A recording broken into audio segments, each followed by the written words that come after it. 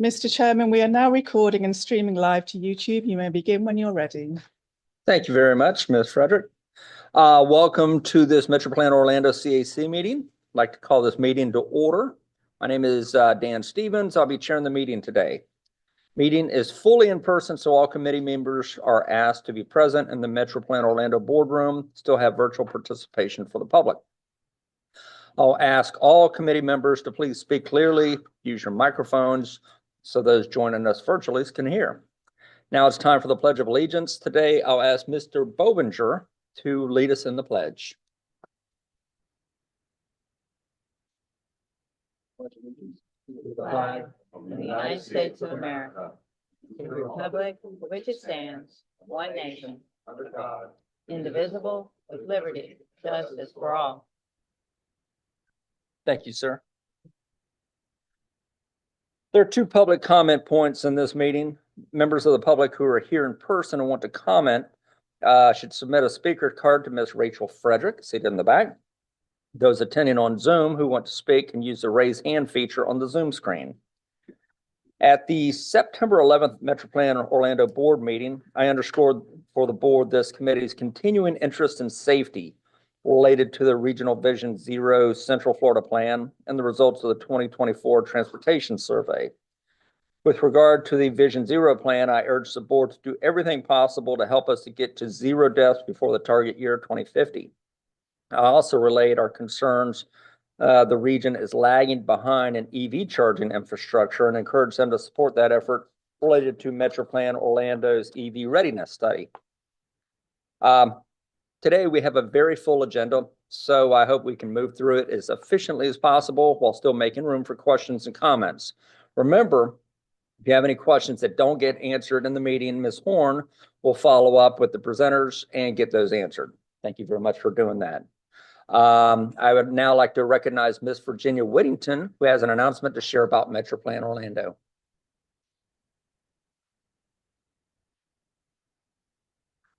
Good morning, Mr. Chair and members. I am Virginia Whittington. I'm the Director of Regional Partnerships here at MetroPlan Orlando, for those of you who I have not met personally. Thank you for allowing me this moment to share some information about a couple of staff changes. Cynthia Lambert, who was our Public Information Manager, is no longer with MetroPlan Orlando. Many of you know Cynthia. She served here along with you. And while we were saddened by her decision, we respect her decision to ride off into the sunset and decide what it is her next chapter is. We're grateful for her many years of service here at MetroPlan Orlando and her dedication to helping our organization stand as a model in the MPO industry. And many times organizations find themselves in a quandary and they're at a loss when good talent leaves.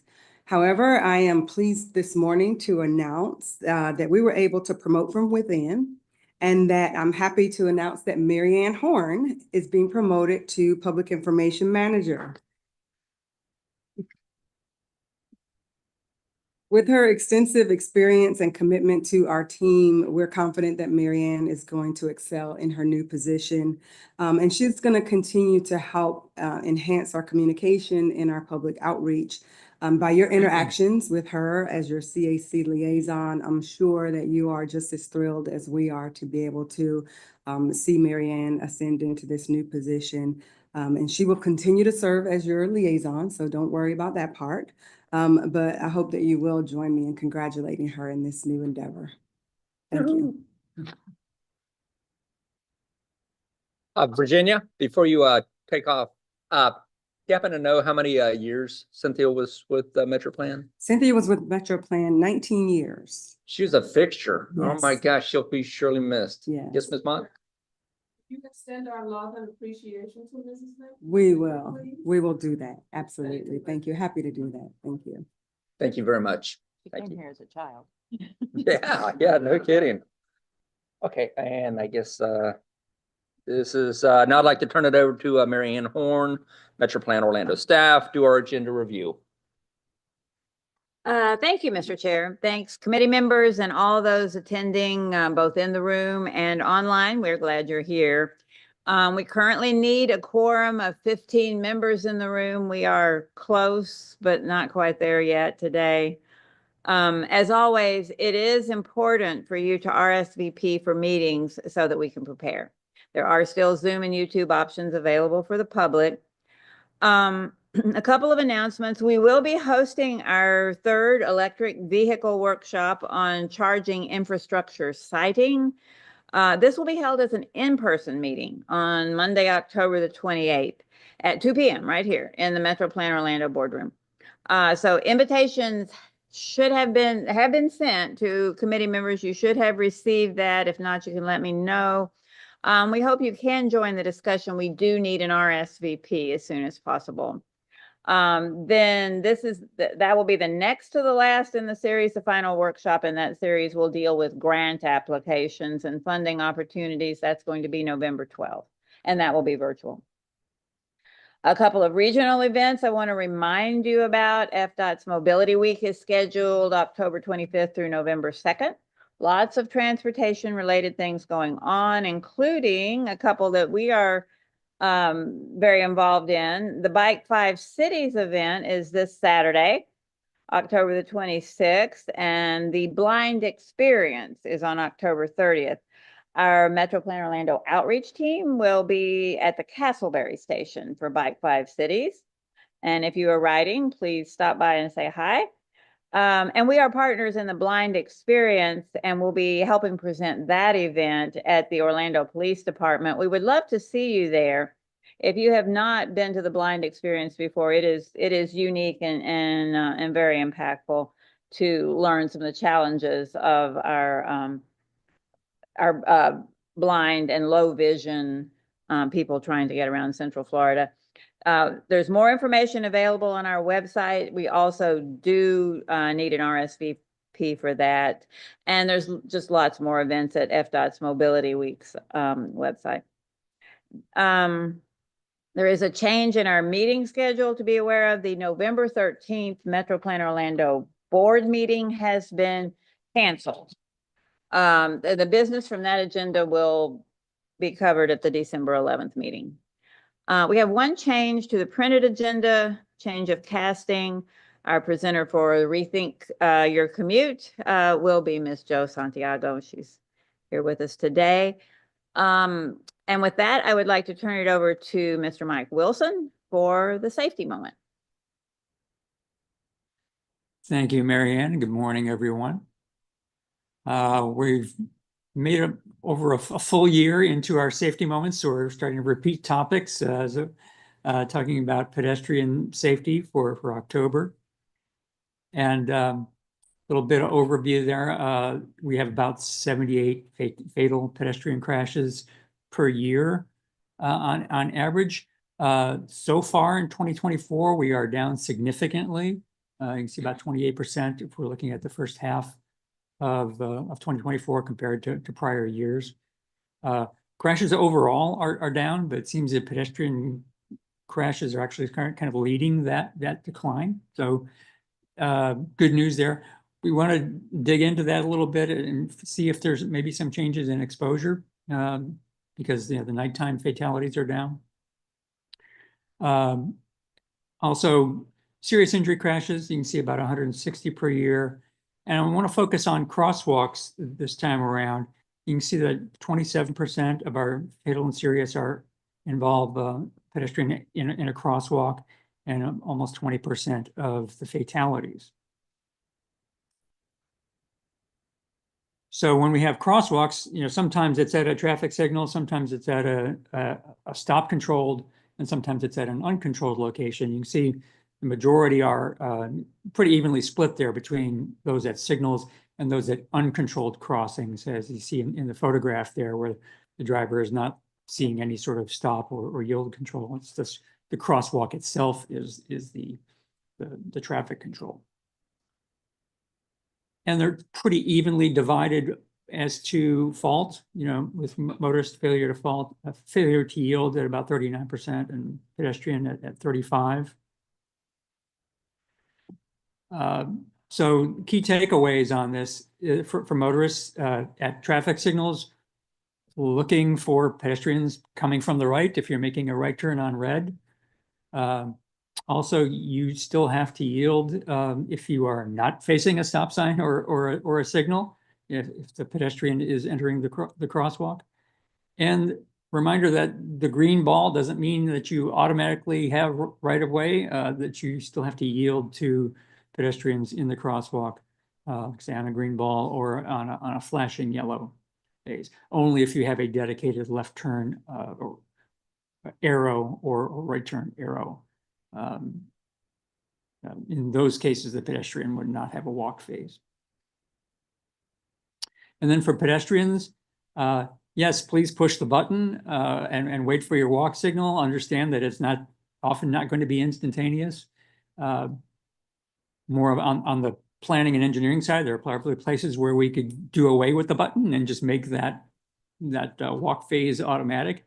But that's on the engineering side of things. Communicate with drivers, help them to understand what your intention is. Understand, yeah, sometimes sunglasses, tinted windows, glare, other things make it difficult, but make the effort.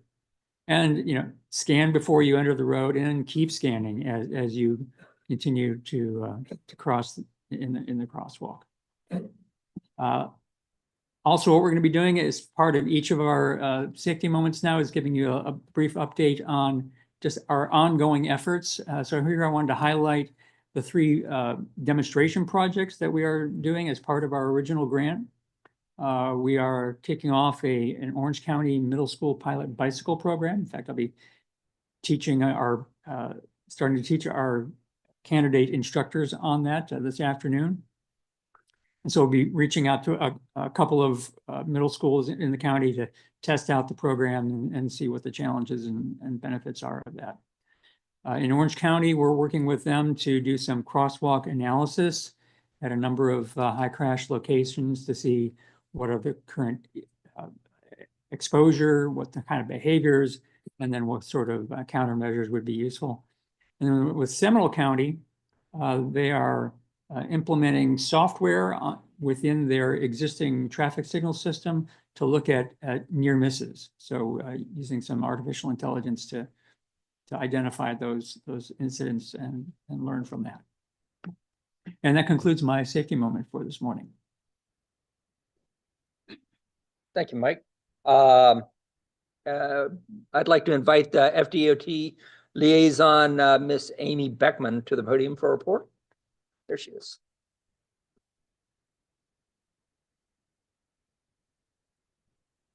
Good morning, Chairman and committee members. It's really nice to see everybody again after our little brief hiatus there, and I hope everyone fared well through the storm. I'm going to take today to give you a little bit of an update on our recovery and repair updates for your counties. So overall, the damage and flooding that was caused by Hurricane Milton was not as bad for us here as it was in D1 or D7. Nevertheless, the cleanup that we have going on right now is one of the biggest operations we've had in recent years. District 5 has addressed issues with flooding, washouts, slope erosion, retention pond, and outfall failures. We had a few washouts, the most dire being on State Route A1A in Flagler Beach and Ormond by the Sea.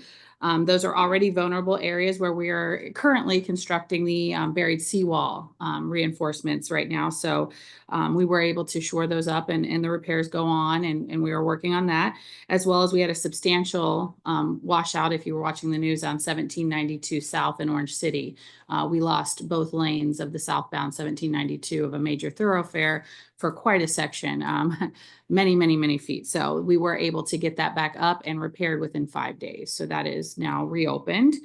In addition, the amount of debris and sand cleanup is the biggest challenge for us right now that we've undertaken in several years.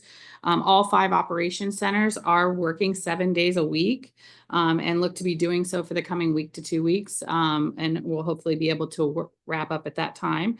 We had 61 crew members from D2 up in Northeast Florida, Jacksonville area that came down to supplement our crews. A lot of times we send people out to other areas, but this was a time where we needed a little bit of extra help. So they came in.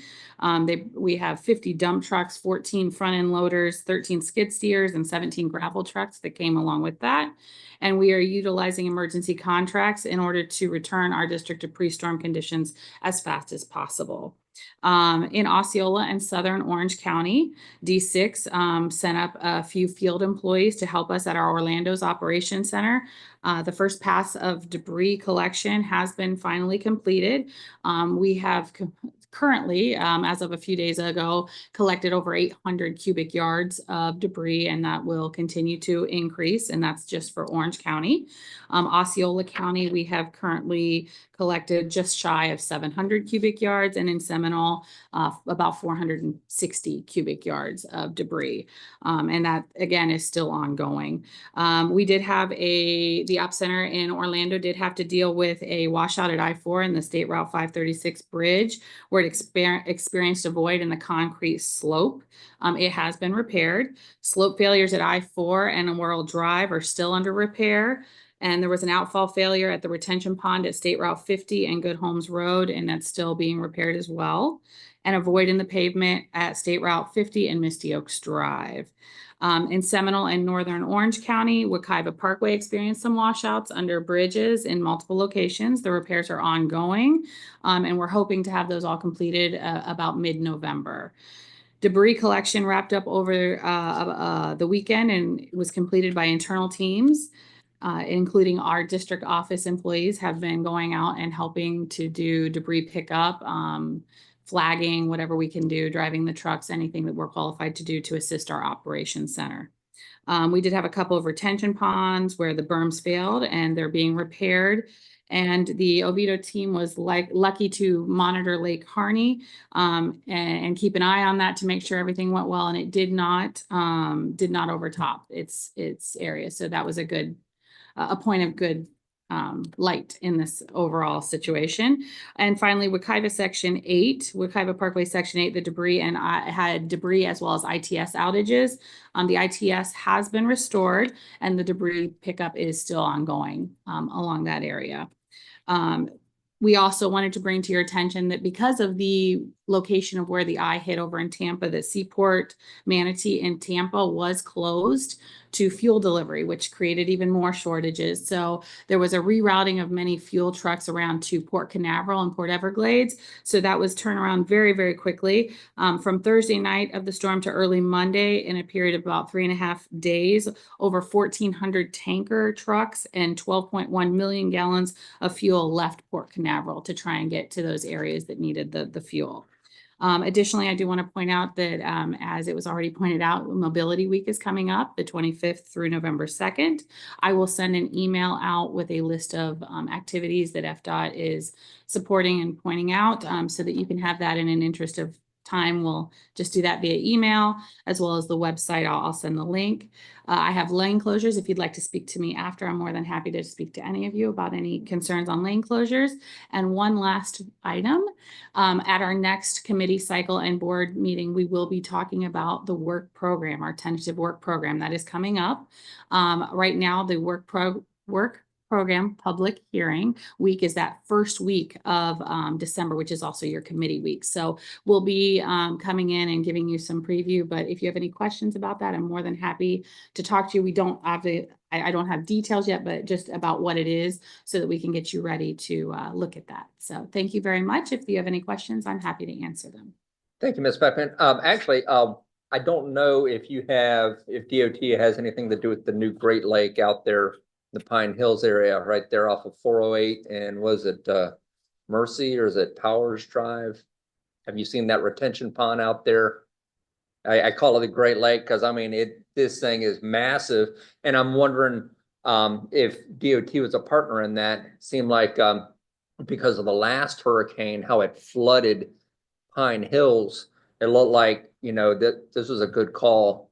I didn't hear much on street closures and whatever around that area. So whoever made that call, good job. If you guys were a part of it, then great. So well, I appreciate that. I'm not sure. I can't confirm nor deny, but I will look into that, and that way we can get your gratitude to whomever it goes to. It was a pretty enormous undertaking. If you ever go down 408 and you look off to the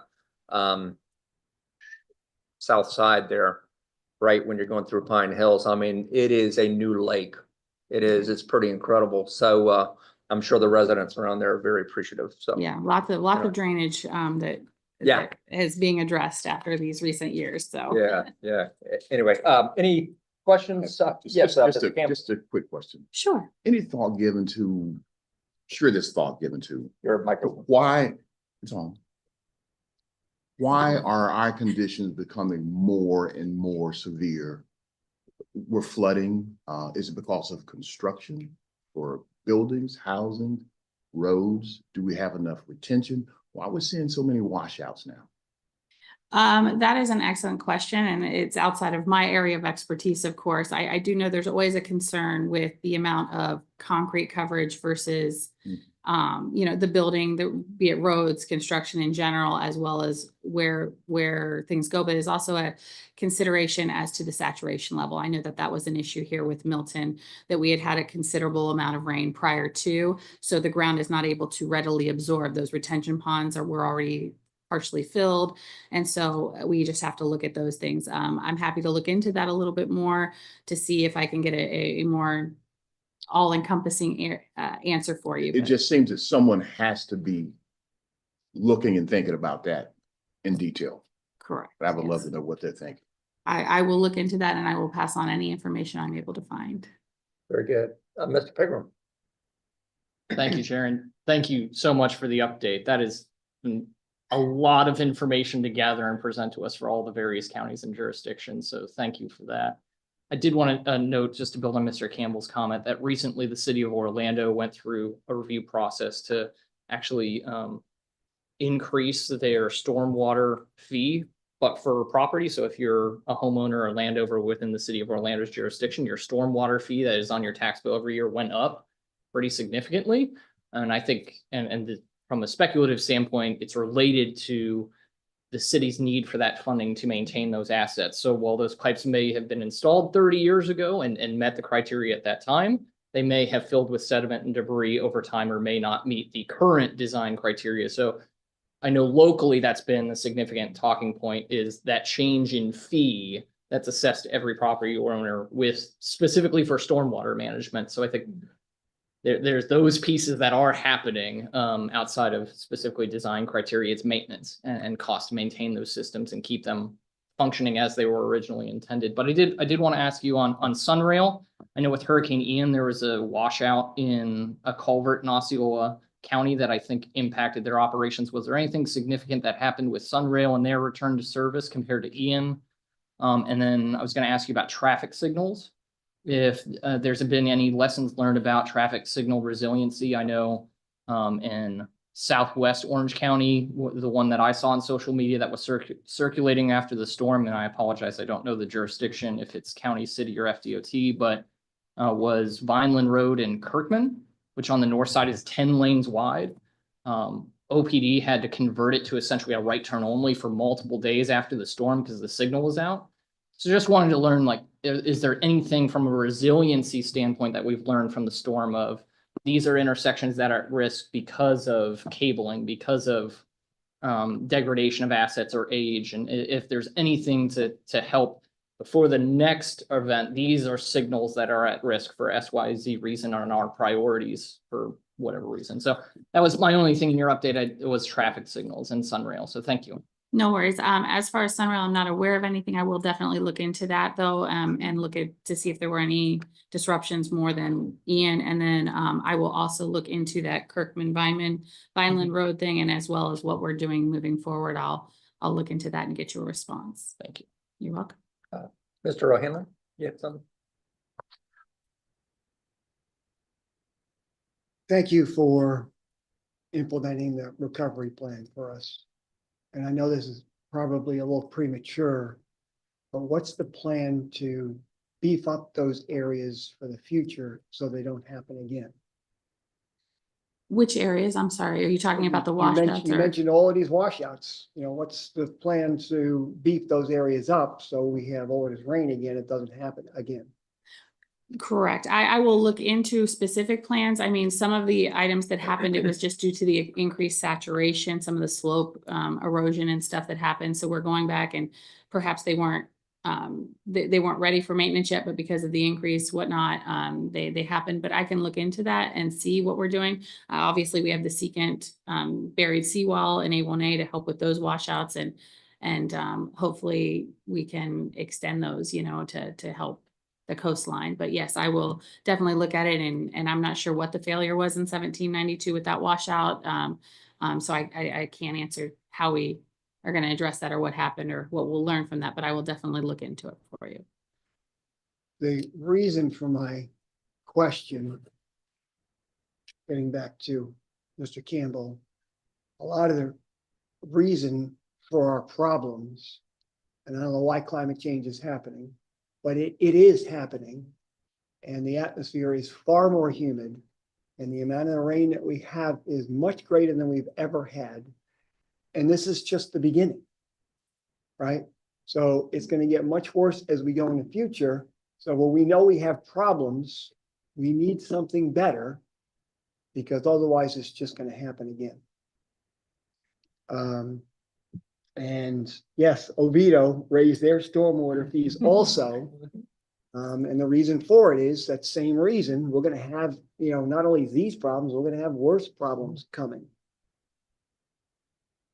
And then technology is going to help us, okay? These major intersections, okay? Within a few years, you'll be able to buy sodium batteries to just put there that last forever, okay? So when the power goes out and we have all of these traffic light problems, it can have its own dedicated power. So these really important intersections never go down. And you can't do that tomorrow. It's too expensive. Within 3 years, it's probably more than feasible.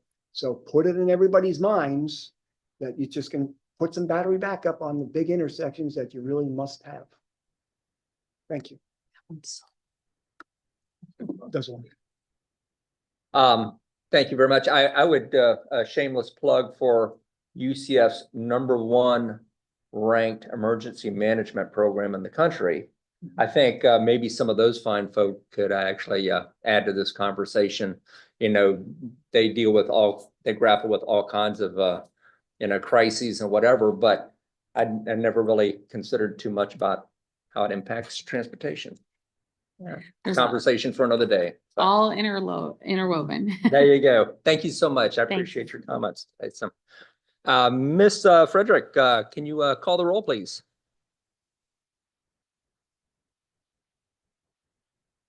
Thank you, Mr. Chairman.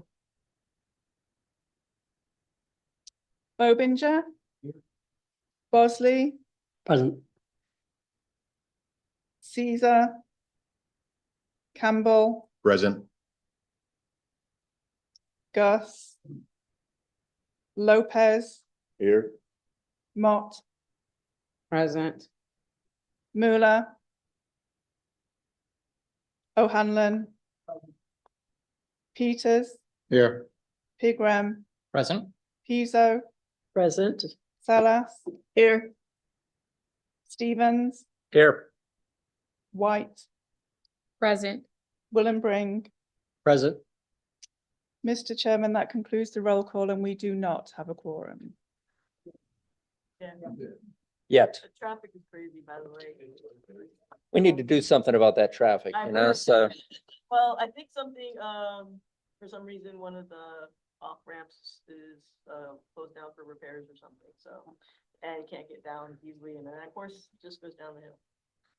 Well, I guess we are doing something about the traffic. There you go. So, since we do not have a quorum, I recommended that we go directly into the programs. Here are our presentations first, and then we'll return back to the action items afterwards when we do get a quorum. Do we skip over this part then, ma'am? If I may, Mr. Chair, I would suggest that we certainly go ahead with our first presentation, that we give it perhaps until 10:30 or so. But then we may decide after 10:30 that we want to revisit the action items, which we can do. And we can do as we did during the pandemic. We will discuss them and they can be ratified at the next meeting. As it turns out, with the board not meeting in November, their December meeting will come after the next meeting of this group. So with regards to the officer selection committee, I think, and Virginia can correct me if I'm wrong, but I think you would be able to just simply appoint volunteers who chose to serve on that to serve with me. And, but we will need a vote on the slate, but I don't think we would have to require that. So let's go ahead, all that to say, let's go ahead with certainly the first one or two of our presentations, and then we may want to revisit action items before Understood. before proceeding. So, then I'm gonna skip over that part then, right? Skip over the announcement for the, Yes. how that to, would- thank that you so would much. Come back at the Then give me 12 seconds. first up is Taylor with it. Right. And for presentations today, ask all members, presenters to be mindful of the time. Members, if you have a question for the presenters, stand your name card on in. Call those who have questions at the end of the presentation, trying to make sure we hear as many members as possible. Need to move along for time. Please forward your questions that don't get covered during the meeting to Ms. Horn, and as always, she will find the answers for us. So our first presentation is a briefing on the 2050 MTP ongoing activities. Next steps from Ms. Taylor Laurent, Metro Plan Orlando. Ma'am, you have the floor. All right, thank you. Good morning. I'm happy to be able to provide an update to you on our 2050 MTP, the Metropolitan Transportation Plan today. So starting off, I really want to highlight our recent public engagement efforts. That's something I've been fairly quiet about to this point, but it's time for it to shine in the spotlight. So we've had 3 recent presentations and outreach events since our last meeting with the Eatonville Chamber of Commerce, UCF Urban Knights Group, as well as the Mayor's Committee on Healthy Aging and Livability. And between just those 3 events, we've had more than 60 in-person interactions and 46 surveys completed to help provide comments and feedback and input to shape the development of our long-range plan. So I know I was very curious to see the results of that and the engagement. I know you probably are too. So our team has developed public engagement reports, which are included as attachments to your MTP status update, which is in your agenda packets right now under your general information tab. So you can look at those, see the feedback that we're receiving, who participated, and learn a little bit more about what we are as well. So we'll continue to provide those public engagement reports as we host additional events or participate in additional events through the development of this plan. We have 10 more scheduled as of today, and I'm expecting even more to come as we continue moving forward with this plan. In terms of our technical work, we are continuing our coordination with the Department of Transportation's Central Florida Regional Planning Model team to help with the refinement of the regional traffic model. In terms of our congestion management process document that Laura Bauk presented on a few meetings ago, that is moving along very well. We're at the point where we're selecting draft targets for what we would like to achieve over the next 5 years. So as that's completed, you'll see that document by the end of the year. We also have a regional freight network that has been drafted and is under technical review at this point in time to be able to look at how we're moving goods as well as people throughout the region.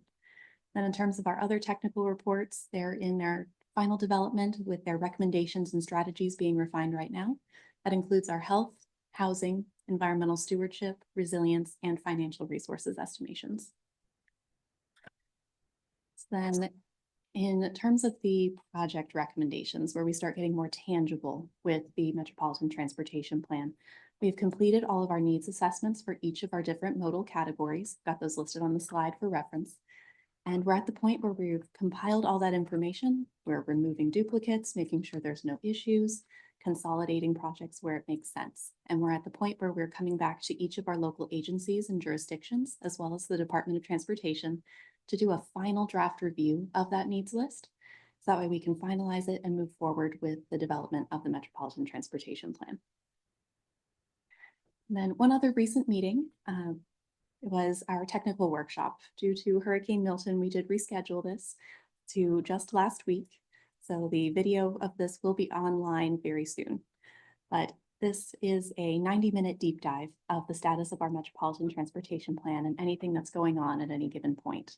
Last week's discussion really centered on the regional freight needs assessment, so how we developed that draft regional freight network, the integration of health in our transportation planning process, housing and transportation strategies within our long-range plan, the update on our financial resources estimations, and then a more detailed discussion about prioritization and a draft methodology for that process. So knowing that the next more tangible item for the MTP is going to be that prioritization process, I'm going to walk us through what that's going to look like. So when we bring forward that draft to you later this year, early 2025, we'll all be speaking the same language. So in terms of the project prioritization process, this is where we look at our needs assessment. So our list of transportation projects that we would like to see accomplished over the next 25 years. Prioritization process is our method to figure out which of those projects comes first, to be able to best address our regional transportation goals and objectives that we collaboratively developed earlier this year. So when I talk about this, there are going to be three key terms you hear a lot. The first being goal area weighting. This is how we organize and center the entire prioritization process to be able to achieve those goals and objectives. Then there's the evaluation criteria, that next level of detail. How are we measuring those individual goals?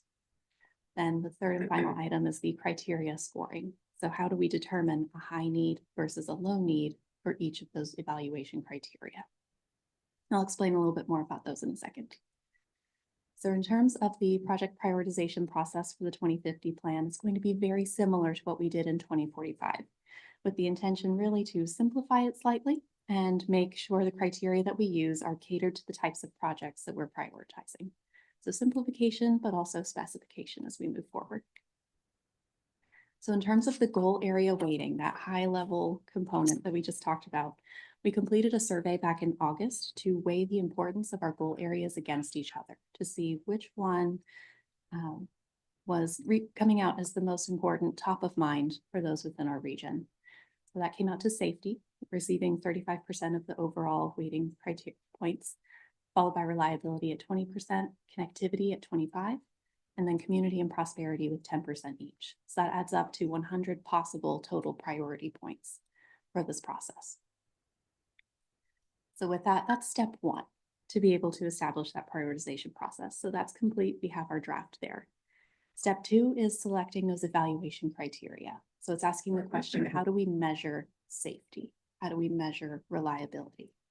As we select those evaluation criteria, we'll move into step three, and that's how do we determine the safety criteria? What is a high level of need versus a low level of need? So there's an art that's going into this, some detailed statistical analysis to be able to put all this together. But ultimately, that process will be completed. And once we can answer those questions, we'll be applying that prioritization process to our 9 modal programs. So this is very similar to what we did in 2045, but the only change here you're really seeing are some additional modal program categories. So that specificity I mentioned earlier, and the addition of a safety Vision Zero project category. So there will be much more to come on this prioritization process topic, and again, getting more specific, more tangible for you as well. But the prioritization development signals the start of our infrastructure investment and decision-making task, which you can see is right here at that inflection point, the midpoint of our project. So we are continuing to move forward, make really good progress, and we are still on track to adopt the 2050 MTP by December of 2025. So with that, that concludes my updates on where we are today. Do we have any time for questions? Yes, we do. Mr. O'Hanlon, why don't you start us off? You had some meetings with some elderly people. I'm gonna have to put context around what I'm about to tell you. I just got back from our anniversary celebration in Vero Beach with about 18 friends from Israel. And we're some of the younger people. So we went to dinner in Sebastian, which is, I don't know, 15, 20 miles away. And I had one of the ladies, Linda, after much cajoling, to get her to sit in the driver's seat of my car because she refused to drive. Because they're at the age where they're basically losing all their mobility. I said, Linda, the car won't drive unless somebody's sitting in the seat, so sit in the seat. And then just drive us back to the Ocean Reef Resort. The car, of course, drove us all the way back to the Ocean Reef Resort, okay, and then parked itself. She gets out of the car, hugs me, and is almost crying. She's realizing that part of her life is about to be over because she can't get anywhere anymore because she's too afraid to drive. And not only, this was at night, where, you know, most of the elderly never drive at night because their vision is not good enough. And I had two other ladies have a similar experience. They almost didn't cry, but they're like, oh my God, I'm gonna have mobility forever. This is amazing. So this is here today, but it's really gonna be here in a year when these cars are available. Absolutely everybody, and just whip them up on your phone. So I don't know how you put that in your plan. And when you have these meetings with everybody, no one is aware of the fact that this technology exists because all they see is clickbait that says these cars crash all the time. So in fact, let's go through that, right? Autopilot now has had less than 1,000 crashes. And you see it all the time on your clickbait feeds.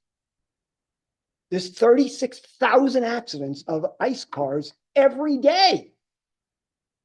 They never report about them. So everybody thinks that these cars crash all the time when they probably crash at 1/100th the rate of any other car. So you're having all of these meetings, but these people are unaware that everything's about to change for them. And this technology is never explained to anyone. Some would argue that the people in this room are definitely aware because you bring it to our attention, I think, every meeting. Right. And we appreciate that, Tom. I just want you to know. So thank you so much. That's good points you raised. So, Does Taylor have anything to say? yeah, did you have, any comment to, sorry, my bad. I would have just said thank you as well. That's always something that's top of mind for I was me and getting my excited, family as sorry. well as we provide caregiving services to my grandfather. So continued mobility, aging in place, healthy mobility, that's always top of mind.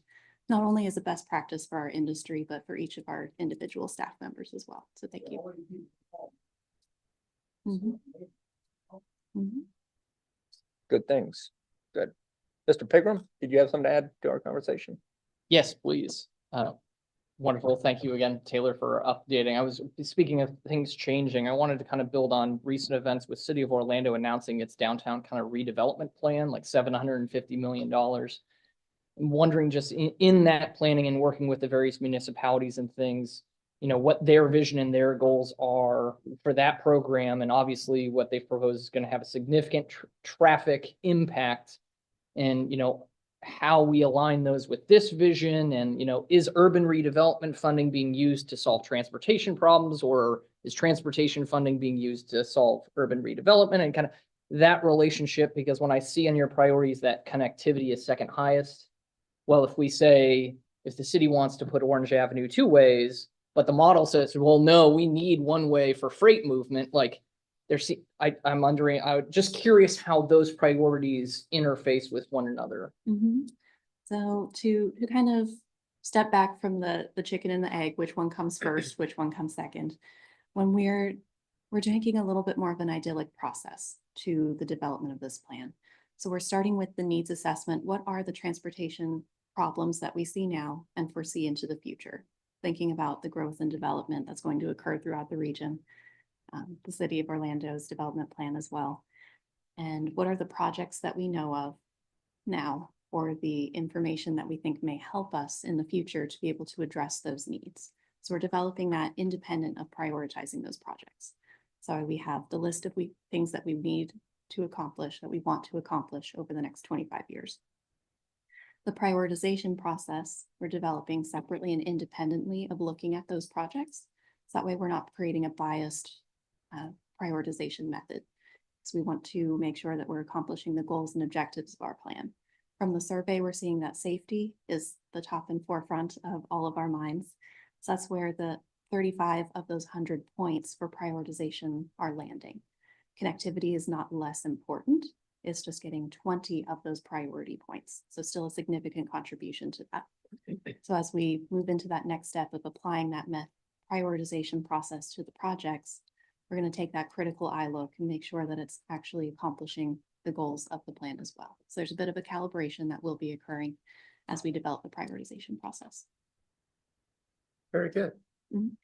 Thank you very much. I have a couple of comments. First of an observation on your first slide, you said the mayor's council, blah, blah, blah, blah, blah. But noting we have 22 municipalities and 3 counties, I was wondering which mayor you're Yes, my referring to. apologies. Can we confirm that City of Orlando? Yes, City of Orlando. I assumed as much, but I'm thinking, there you go.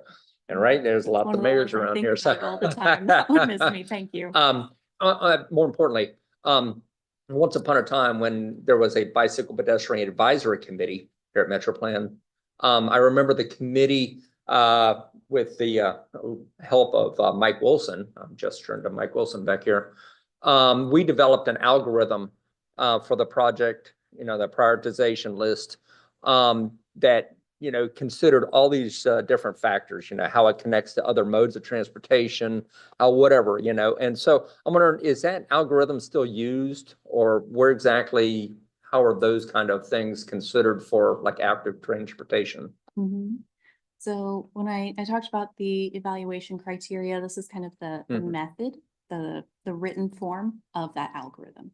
So what will come next after we build consensus on what that prioritization process is, how we implement it, then that next step is programming it to be able to apply it to all of our projects in that needs assessment. I was trying not to get too far into the weeds on that one today. Got it. But if you are curious about kind of where that draft is at the moment, you can come talk to myself or Marianne Horn after the meeting, or send us some follow-up questions. We'll be able to provide more information. Yeah, I won't steal your thunder. Mhm. Last observation, on your table, you mentioned, you had, reliability ranked second, even though even the numbers were less than, other, and I just see that a recurring theme coming up, that reliability is being stressed, not necessarily efficiency, but reliability. Like, it's gonna be a 3-hour trek, but at least it's consistently a 3-hour trek.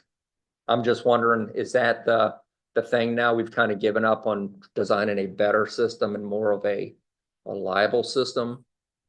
Comments on that, or am I wouldn't just say being what's giving paranoid? up, not at all. So when we think about how we're providing connectivity, that was the one that actually came in at the second highest of number of priority points at 25%, right after safety with 35. So reliability is focusing on being able to get to your destination. There are some metrics that evaluation criteria we're considering that talk about delay and reducing delay and the cost of congestion and delay. But reliability is, again, that the user experience focus. So not just can the car get to where we need to go, can the bus, the train, the bicyclist also make it to their final destination safely? Right. You do a great job. I'm not throwing darts at you. I just an Oh, no, it's very observation. So important to clarify. Thank you. thank you very much. Any more questions? Have a wonderful day. Thank you again.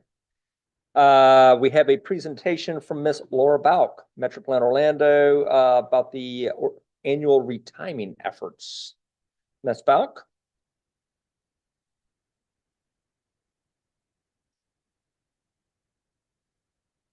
All right, good morning, everybody.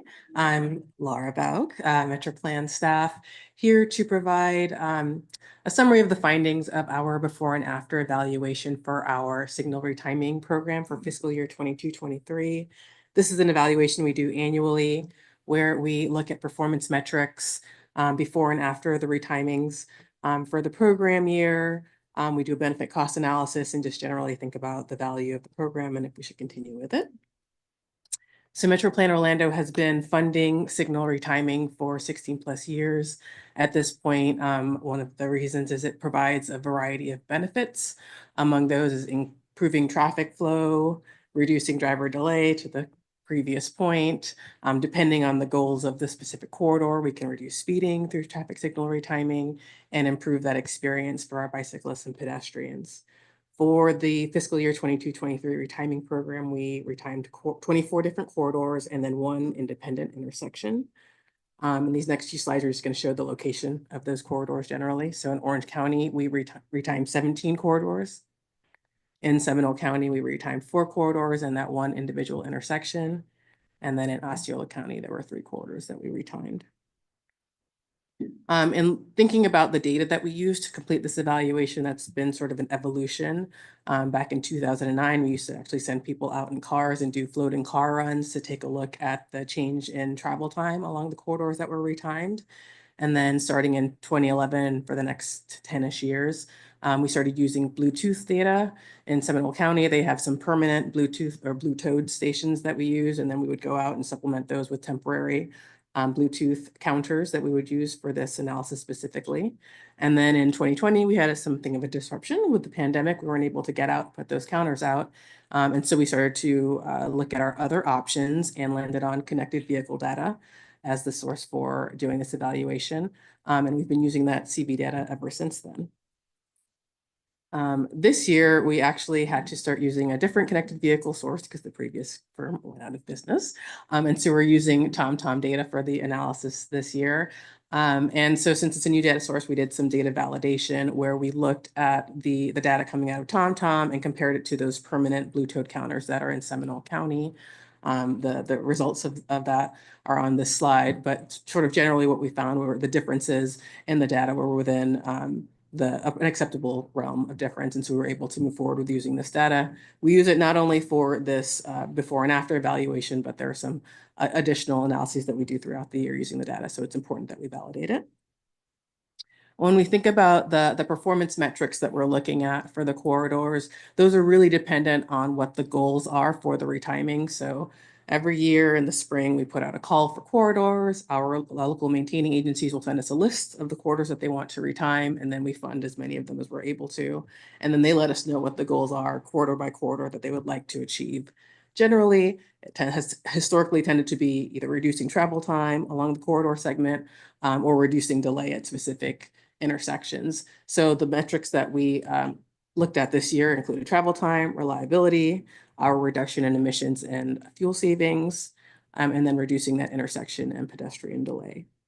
And what we found that were of the 24 corridors that were retimed, 88% of those had shorter travel times following the retiming. Looking at that reliability measure, we saw that the reliability stayed about the same before and after the retiming. We had a significant reduction in both emissions and on the fuel consumption. For that one individual intersection that was retimed, that did have less delay following the retiming, which was the goal.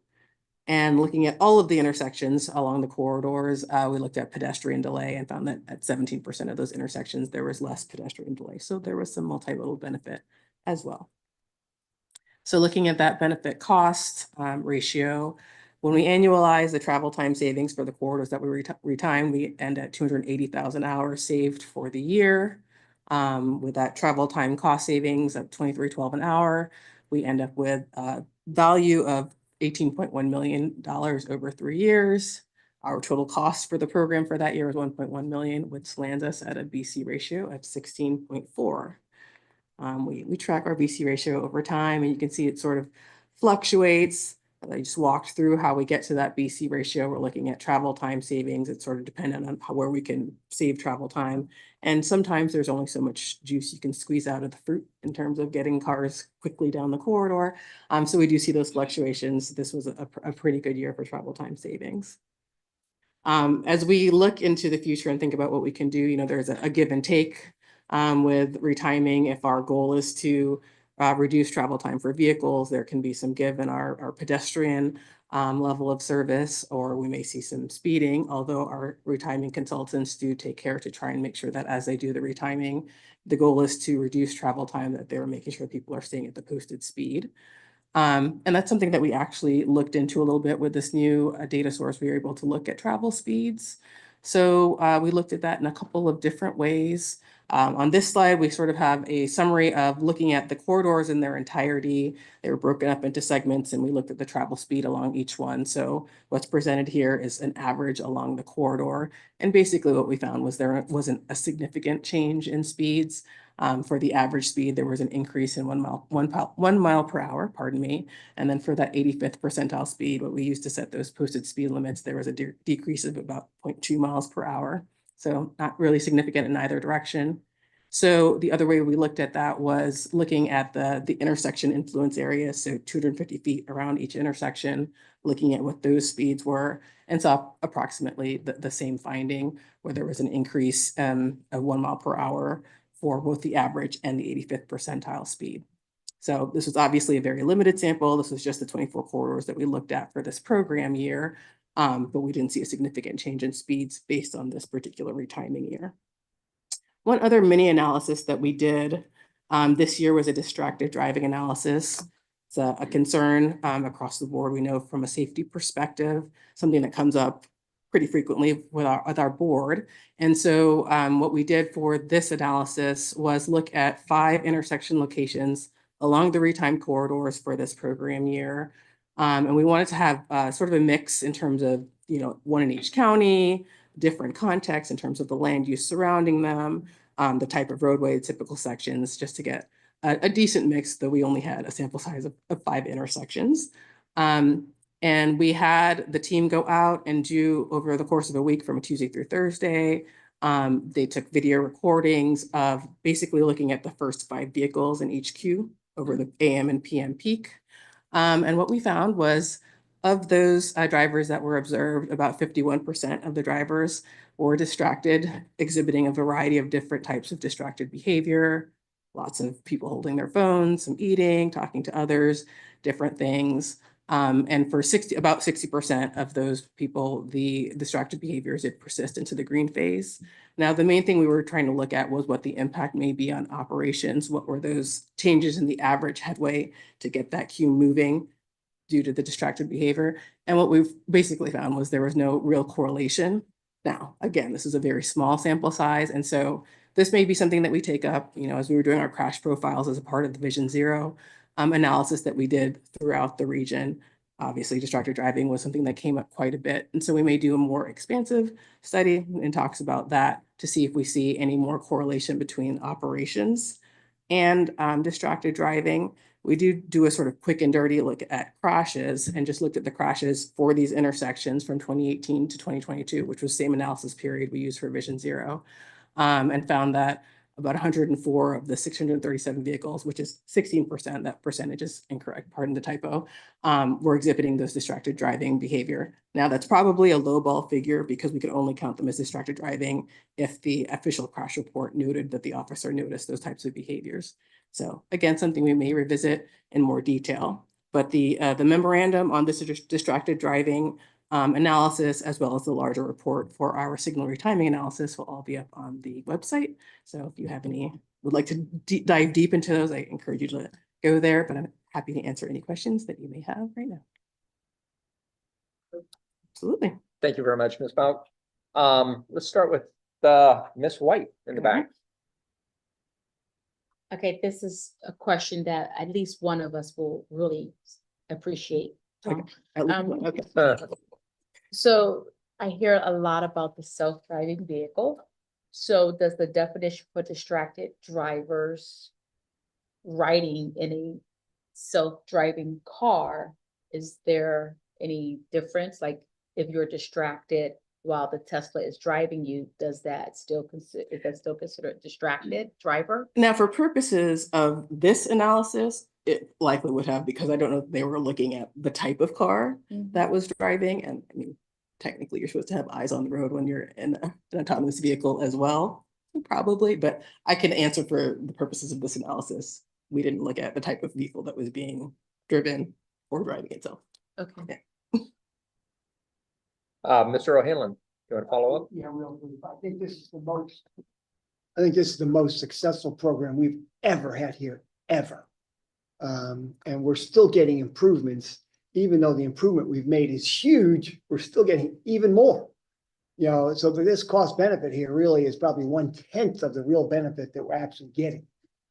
And to that extent, when it's turned off on Sundays, it is so terrible trying to drive down these main roads. I'll probably shoot myself for even asking for this, but is there any way this can be turned on Sundays, maybe at 25% of the full level, so that at least you can't catch every single red light in a row on a street that normally would take you 5 minutes to go down, and it takes you 20 minutes to go down because this is turned off on Sundays. Likely, I do not make those calls. They can do, they do have obviously, to your point, they have weekend retiming or weekend timing schedules. And so you can always write in and make requests. Those are taken into account, and that's, part of, I think, how our maintaining agencies come up with the list of corridors that they're going to retime based on what they're hearing from the traveling public. There you go. Ms. Pizzo. I would hate to see you shoot yourself. Good presentation, Laura. Thank you.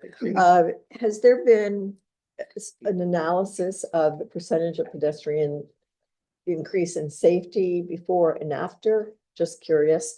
Not That's yet. the first question. Not yet. Not yet, Okay. yes. Coming soon. Yes. And second question, there was going to be, and I don't know if this was true of all the major intersections or what, but there was, or in between the major intersections, but for the turn lanes, Mhm. which you get a red and you sit there and there's nobody, and you're wanting to get to that little 2-lane road off of the 6-lane or the 4-lane road. What happened to the flashing signal, proceed with caution? I only see a couple of those now, and most of the time they're not working. And it's so frustrating to be sitting there. Yeah, that permissive left, there have been some findings that it has caused, crashes in some areas. Actually, the near miss demonstration that Mike mentioned that we're doing as part of the Vision Zero effort in Seminole County is looking at that. Some of the intersections that we have those AI cameras on are ones that have the permissive left, to see if there is any difference in the near misses that they're seeing at those versus protected.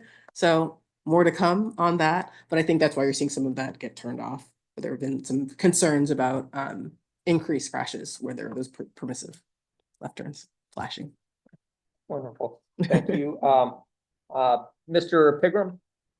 Yeah, I was just building off Ms. Pizzo's comments of figuring out how to incorporate the safety analysis, whether it's pedestrians or vehicles within those corridors before the timing. These were the rear end crashes. These were, and if there's any way to correlate what we're doing with Mike's data and look at, yes, we increased efficiency, but we also saw an increase in issues, whether it's pedestrian related or driver related. So just that's the only thing that I felt was missing is, yes, we made it more efficient, but were there adverse impacts?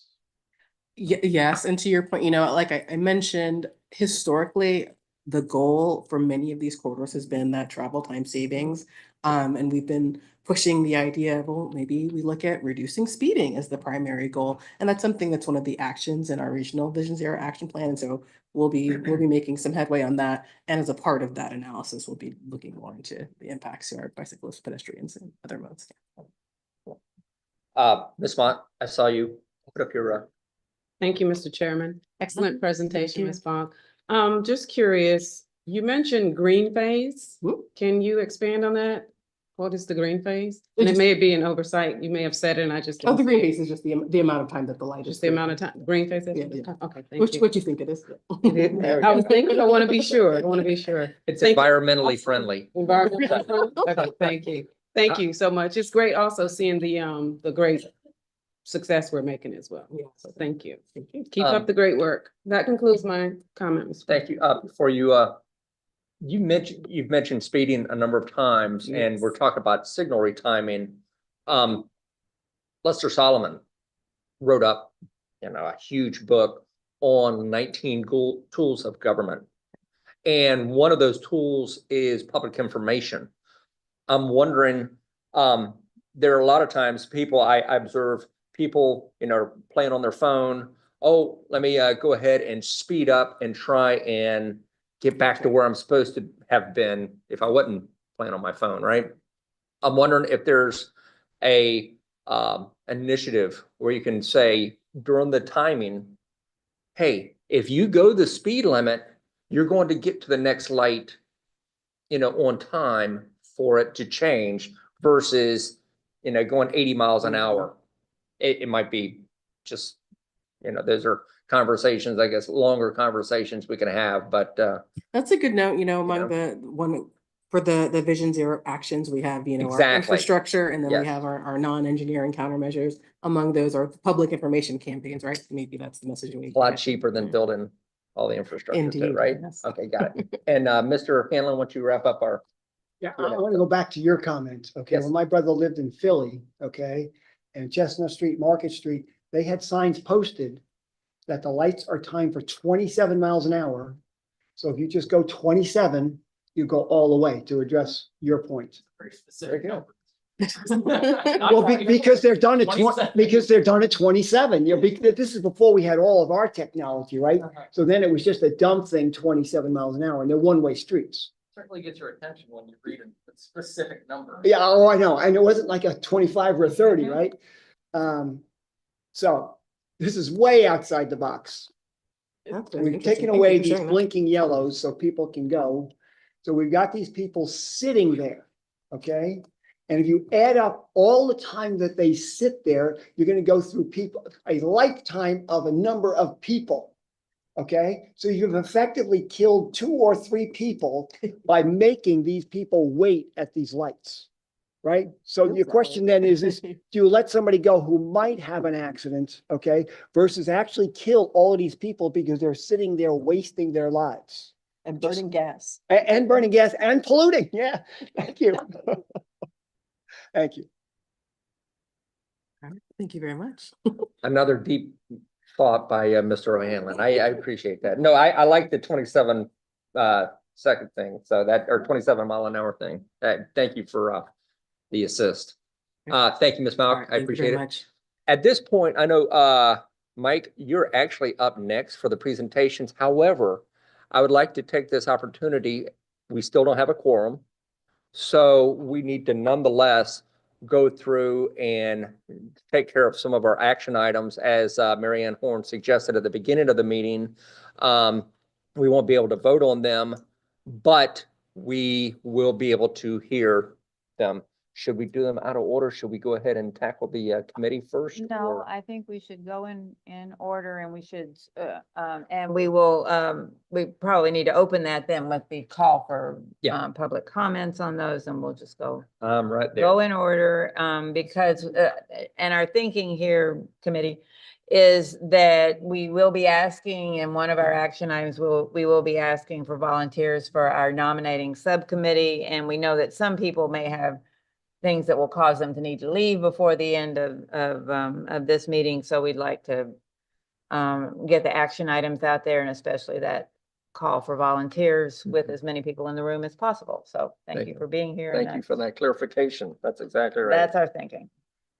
So we will now hear public comments on action items. Do we have people online who want to speak to any of these items? If so, please use the raise hand function on your screen, or press *9 on your phone keypad when we call your name. Host will unmute your microphone.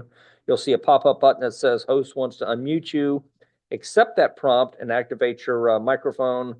We ask that you provide your name and address for the record. Please hold your comments to 2 minutes. Are there any comments at this time? Lisa? Mr. Chair, there are no hands raised on the virtual side.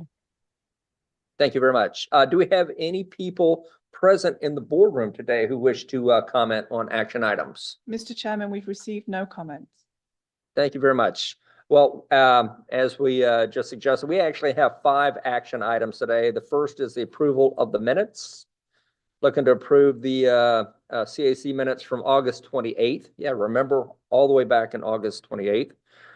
Tab 1 of your agenda for your review. Do we have a motion to approve? No, we don't need we can't vote. Oh, that's right. Never We're mind. seeking consensus. We're just seeking. Okay. Remember the pandemic. Yeah, my bad.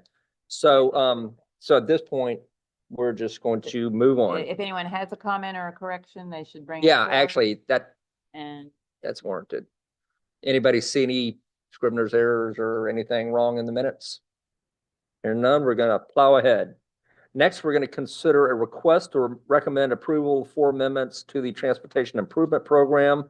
Information is provided in tab 2. Hear from Mr. Jason Sartorio, Metro Plan Orlando. Mr. Sartorio, you have the floor, sir. Thank you. Good morning, Chairman and committee members. This morning, I have 2 tip amendments for you, and additional information on these amendments is located in tab 2 of your agendas.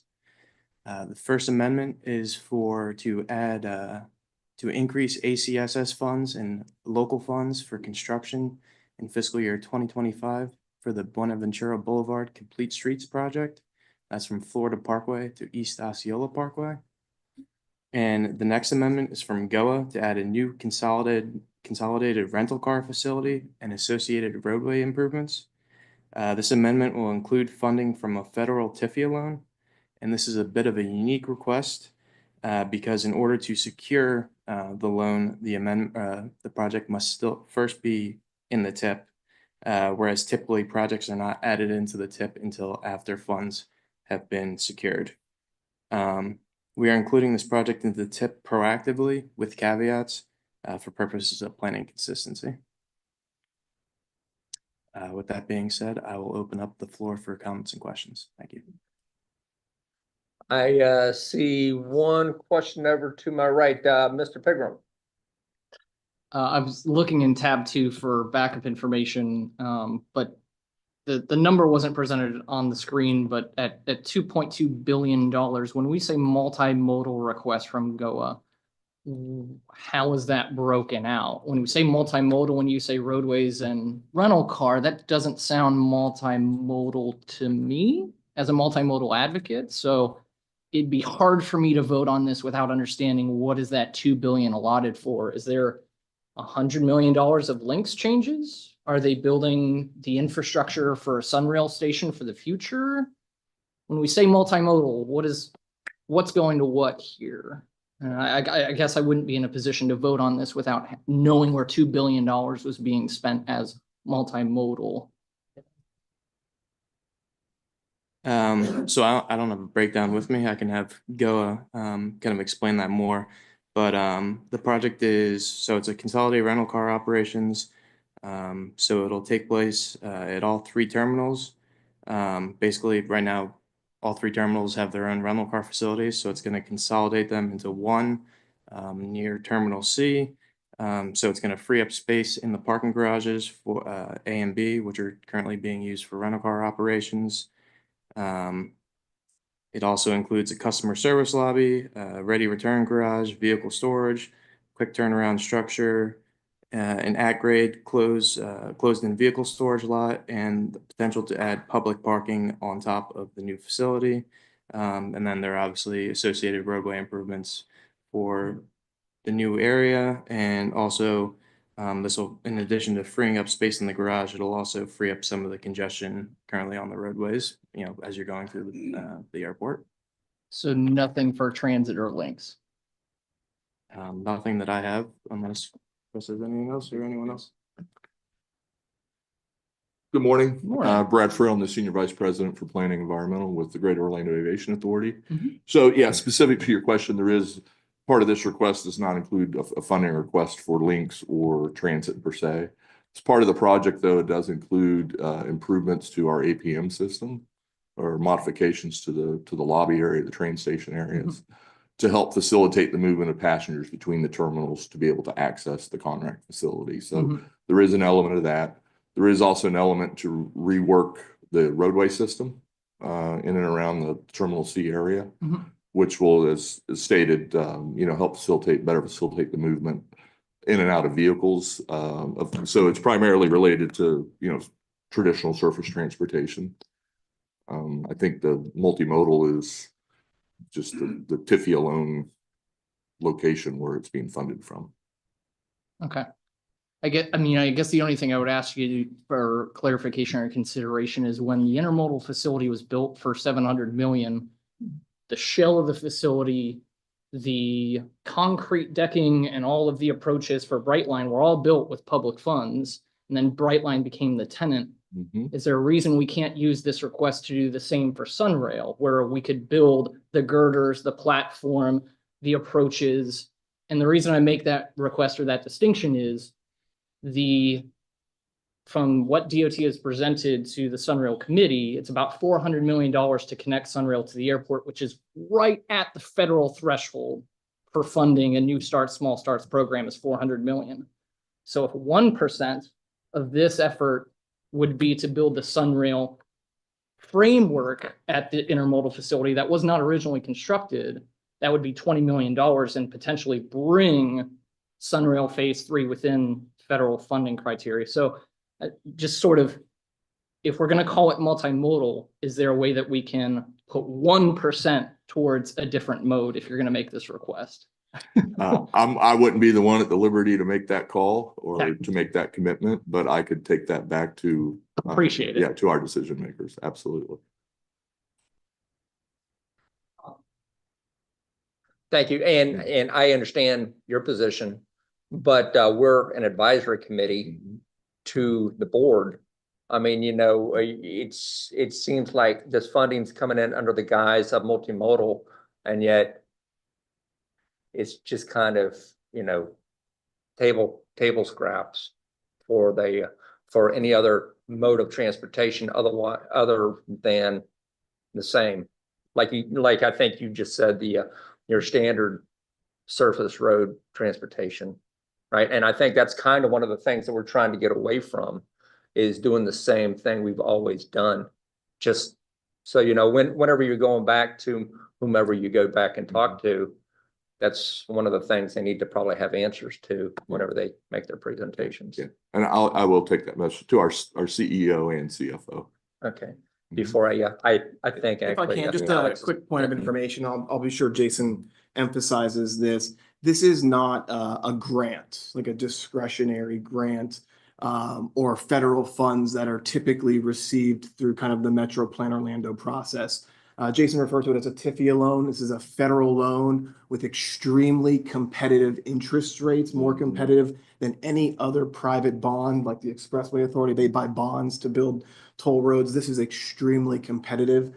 So this is really GOA asking the federal government under a credit program, kind of a mortgage kind of, you know, financing program, to say, we're building this part of our Terminal C rental car facility, and we want you to give us a really good rate on this loan that we're going to pay back with airport revenue. So I just want to make sure we're all kind of aware of what this is. It's not taking away from another project in the Metro Plan Orlando work program. This is the airport authority trying to take advantage of the lowest rates so they can stretch those finite local dollars as far as possible. Well, understood. And my point being that we continue to do the same thing. So that's us asking the federal government to loan us money so we can continue to do the same thing. I mean, that's my point. But Judy Pizzo, what did you have to say on this matter? What you said, what he said, and I read about this in the local paper, and it just blew my mind that that wasn't happening, that there wasn't that framework being incorporated in this. My next thought was, how much are the rental agencies contributing to this? We are doing them a favor by moving them from point A to point B, or actually C. Why are we footing the bill, whether it's coming out of federal funds or local funds? I don't care where it's coming out of our funds, because we pay into all of that. And that just frustrates me that, again, we're doing the same thing over and over again under this guise of being multimodal, but it isn't. And it doesn't really benefit me. I mean, I've traveled, and yeah, it's nice if all the little agencies are together, but I really don't care. I'm going to use an agency or not. But I understand that it's going to improve the parking garage where the agencies are currently utilizing. But it just blows my mind that this is an opportunity to be laying a framework for true multimodal. And I just see it as a, you know, are we going to have to go back and redo whatever is going to be done with these federal funds to accommodate that multimodal, should it ever happen? Okay, that's my rant. I don't even know if there's a question in there, but that's how I felt. Thank you. Thank you very much, Judy. Mr. O'Hanlon? Brett, I want you to understand, I've always supported you guys. And what I'm going to say is actually supporting you guys, even though you may vehemently disagree. Okay? How long is it gonna take to make all of these changes? Years. Yes, sir. Yeah, Yeah, the anticipated So opening date would let's be just say around it's 2030. 3 years, okay? Mhm. In 3 years, you will probably have had 2 years of robo-taxis out there. People aren't even gonna rent these cars anymore. By the time this is built, it's obsolete. And my main goal here has always been to stop wasting money. We're talking about building crap that people are never gonna use. I will grant you for the past decade, everything goes the same. Well, the same is no longer gonna happen. That's over. The future's already here. I drive it every day, okay? And I was supposed to be in LA getting my first ride in a real robo-taxi. But we had a hurricane, they shut the airport, your airport. So my plane couldn't get out.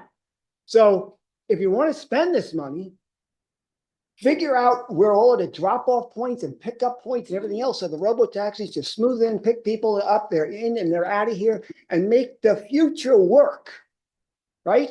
Don't make history work. History's not about to repeat itself in this endeavor. So, no, I'm totally against this. I'm for what's actually gonna happen. Take that back to you, buddies. Will do. Thank you. Thank you. And actually, we have one last over here to my left, Ms. Salas. Of course, I think we all kind of agree on all these kind of aspects. And I think that, when I think about this, there's so much more that needs to be thought about when you come to the table with these, ideas, because in order to do any of the stuff now and in the future, it has to be flexible. So whatever space gets created or rehashed, pre-thought, pre-flexibility. I mean, I didn't go to Vero. I went to the Florida Mall. That was very exciting. But you can see, like, with that space, isn't that fun, right? With that space, they just kind of relined areas that were already used so that people can use drop off. I mean, it was a parade downtown. There was impossible to get to close to anything if you were differently abled, or elderly, just to get dropped off near that. You had to be a block away.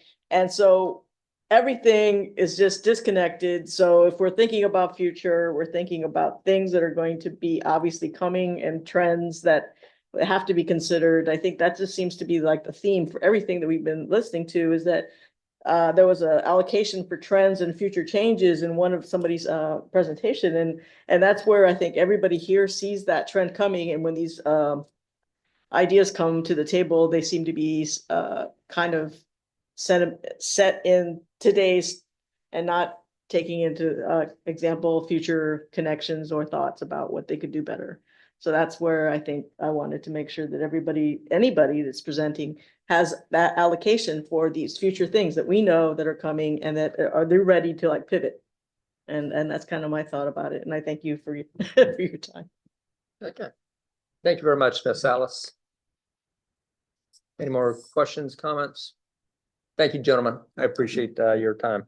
Next, we're asked to recommend approval, an update to Title VI Non-Discrimination Plan and Limited English Proficiency Plan. Supplemental information is provided in tab 3. Ms. Marianne Horn of Metro Plan Orlando provide the details. Ms. Horn, you have our attention.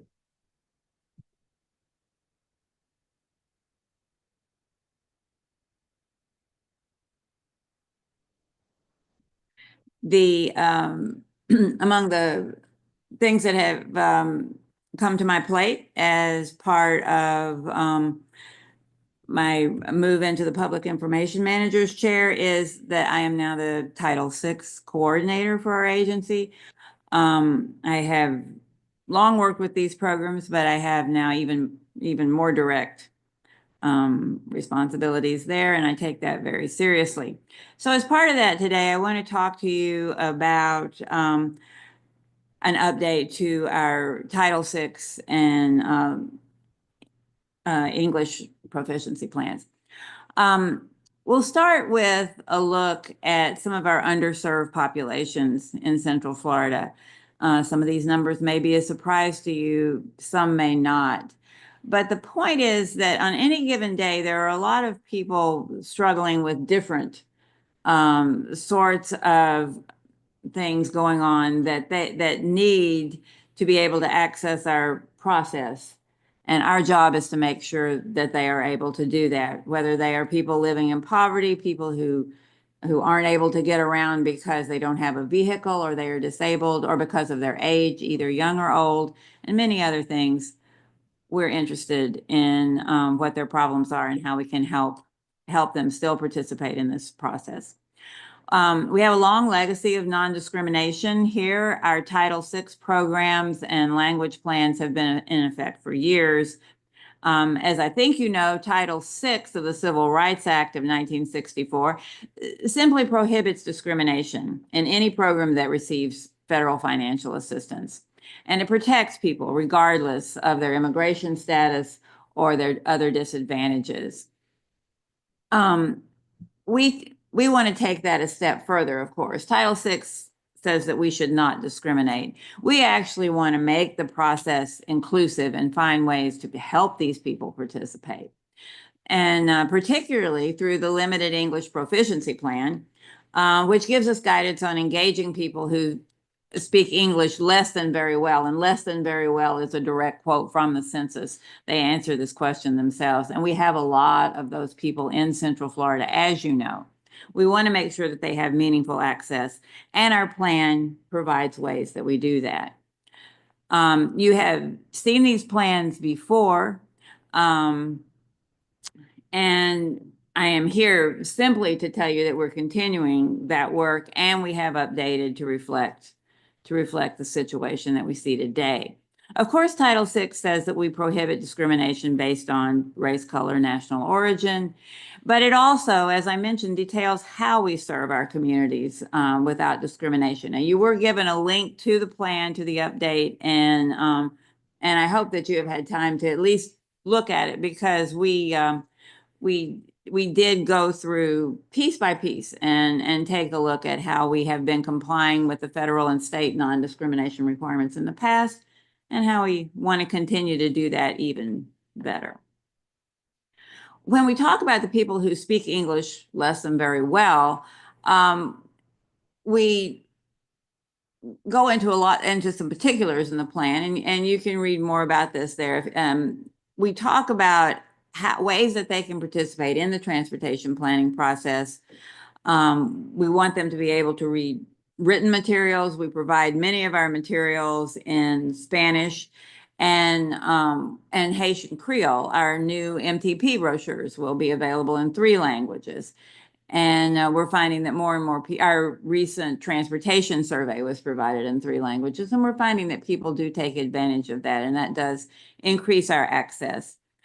We also have other ways to help people tell us how they need to receive their information, and we are prepared to meet them where they are.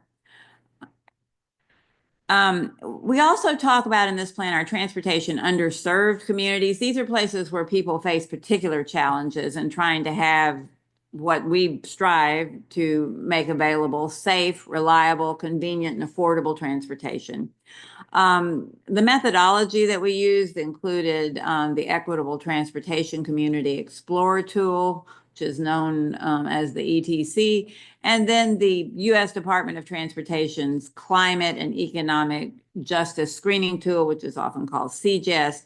I want to make the point to you, as I have the footnote there, that the transportation underserved communities are not the only places where disadvantages exist in our region, far from it, but they are the places that we want to look at, particularly to see how is the system not meeting the needs in those areas. Here is a look. The area shaded in green shows you the places where we see the greatest concentration of these challenges. You see there that it takes in almost half of the region by many metrics. I will point out that footnote there may be too small to read from the screen. It's in the report as well. But the large southeastern Osceola County tract there, as I think you probably know, that is largely ranch land, agriculture and conservation land, even that area probably will not stay the way it is. But the truth, we haven't used that in figuring our metrics. However, we do point it out because in technical fact, it is a place where people are disadvantaged, in trying to get any type of transportation other than having their own vehicle and being able to drive it, because there's practically nothing else available there. And there are people who live there. There are communities within that, and there will someday, we are almost sure, be more. So with that, I'm happy to take any questions. Again, this will come now before the board in December. And so today, as with all of these action items we're putting forth, we're simply asking for your questions and sort of your consensus on them. And then at your December meeting, we will ratify those. And on a week later at the December board meeting, we will ask for the board's approval of this. Wonderful. Thank you very much, Mary Ann. I do see Mr. Bobinger has a comment for you. Yes. Good morning. I know that I remind this because we all forget things, but we've asked for links to be here numerous times over the past couple of years, and we don't get to see much from links. And as we talk about underdeveloped areas and means of transportation for people, I drive every day to work and back, and I see people standing on the side of the road in the bike lane that's already so deteriorated and overgrown from side waste and whatnot, which makes it unsafe for you to ride a bike on roads where there are no sidewalks as well. But you have civilians standing in the roadway in the dark in the morning at 5:30, waiting for a bus because the bus stops don't have a concrete slab. So the sign is stuck in the middle of the grass. I mean, and I haven't ridden a bus in probably 20 years, but everybody's got to get somewhere somehow, to the store, to work, to be a productive member of society. And they put their lives in jeopardy every minute that they try to get on these buses, and it's unsafe. And we're talking about undevelopedness. That's undeveloped, where Lynx is gonna have to take some ownership of their process and how they serve our community and our transportation needs, even if it's a self-driving bus down the road, which it's gonna be. But people still got to get places, and there needs to be slabs. There needs to be some type of coverage. There needs to be maybe solar lighting of some sort so that they're not sitting in the dark. They might get robbed or hit or whatnot. But it'd be nice to have someone here at some point in time from Lynx to explain their master plan on how they're going to help us with the underdeveloped areas and underdeveloped means of transportation in the market, because they're collecting money for this. And I know that a lot of it's state funded and government funded, and we really need them to be here to help us understand their goals and their future on how they're going to serve us. Your points are well taken, and we absolutely do depend on partnership with Lynx, and we will look into having them in before too long. They have been with us before, but it has been a while. You are right. Very Anything good. else? Thank you very much for your comment. Mr. Pigram's reaching for. Oh, I do. I have Mr. Pigram. Just wondering if you could pull up the map again of the overall region. Okay. Yep, so just wanted to kind of build on the last conversation that we had where you looking at the airport's location, just north of it, just west of it, and just south of it are underserved communities, and it's one of the largest employers in the area. So just wanted to build on what you're putting together and reaching those communities with the discussion we just had about transit access and airport projects and things. And so I saw that map illuminating, knowing that people in those areas work at the airport and would love to be able to, if we've identified it as underserved, bring those two pieces together with what their plans are doing and what we know a need is. So that was my only comment.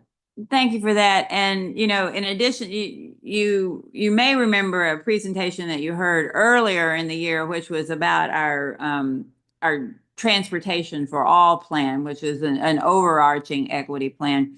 We are still working on that, and we are having discussions about how that part of the plan can be incorporated in some way into our MTP so that it would in fact illuminate, these needs as far as having transportation access for all. So more to come on that, and Wonderful. we'll hear that. Thank you very much. Okay. I appreciate your presentation on that one, Marianne, but hold that thought. Next, we're asked to recommend approval of the draft Metro Plan Orlando Advisory Committee meeting schedule for 2025.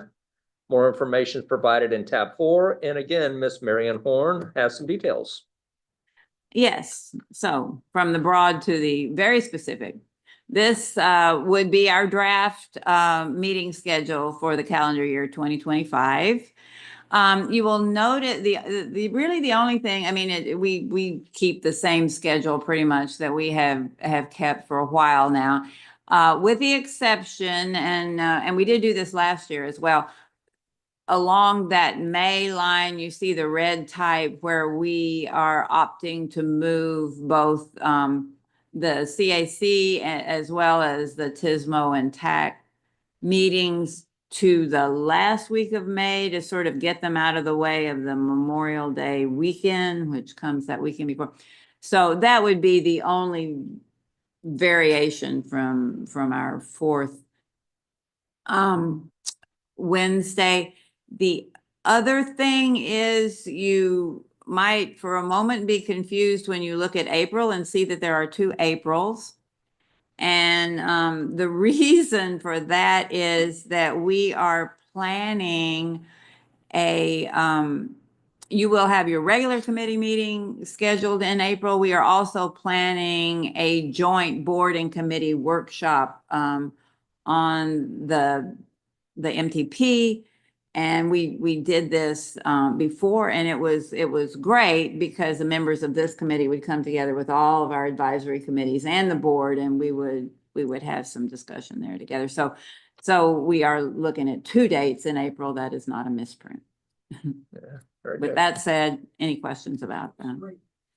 All right. That looks great. Except for we All didn't right. invite the guys from the end there. They're April 10th, right? So Who's that? April 10th, MTP technical workshops. They're gonna have Everybody else technical is April workshop. 9th except for them. So they didn't get the memo. Yeah, Yeah, looks that's not a great. committee. So, Okay, questions, comments? anything else? Thank you very much. I'll sit I back appreciate down then. And Uh, again, all these things will come back to you for ratification. Exactly. So, our next item is to appoint a subcommittee to nominate the 2025 chair and vice chair for the CAC. Going to be looking for a representative from each county to serve on this subcommittee. It'll be a virtual subcommittee meeting held between now and the next CAC meeting. We'll hear a report on the recommended slate of officers at our December 4th CAC meeting and vote on officers. If you're interested in being a CAC officer, please contact Ms. Horn by November 1st. And if you're interested in an officer seat, you cannot also serve on the selection committee. Yeah, obviously. So, do I have any volunteers to serve on the subcommittee? And again, we're looking for one from each county. I see one, Miss Salas, Orange County, Miss Salas. And you are from Seminole County, Mr. Willingbring. I know who you are, and I just still had to read it, so we're looking for Seminole County. Or that's Seminole. Oh, wait, you're Seminole. We're looking then Osceola County then, right? We've got one representative from that county.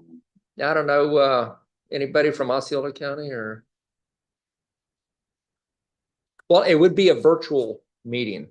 It'd be a virtual, right? Yes, to answer that question, the way this normally looks is we have 2 options actually, and you can decide either we all get together virtually sometime in November to talk this over, or alternatively, what we have done is to simply meet perhaps an hour before the regular meeting in December. I will have provided you at that point via email with information about who is interested in serving, because they will have contacted me to make their wishes known. And then we could just plan to get together, say about 8:30 on December 4th before the December 4th regular meeting. That works as well. So that's how that works. It would be a conflict if you wanted to put got yourself it. forward to be an officer, yes. Yes, okay, I see. So in that case, Marianne, if he's the sole person from Osceola County, however, No, there is no, it is Right. not, I believe, written on any kind of stone tablet that we, that it has to have the 3-county thing going on. That's always just sort of a custom, but we would like to have at Yes. least 3 people. 2 people is not really enough. for Can I get subcommittee. one more volunteer then from any of the counties? I'll do it if no one else. Bring it Mr. on. Campbell, thank you so much. We appreciate it. So we have our slate of 3. Mhm. And again, this will be brought before the committee at our December meeting. Mhm. Let me ask you a point of clarification.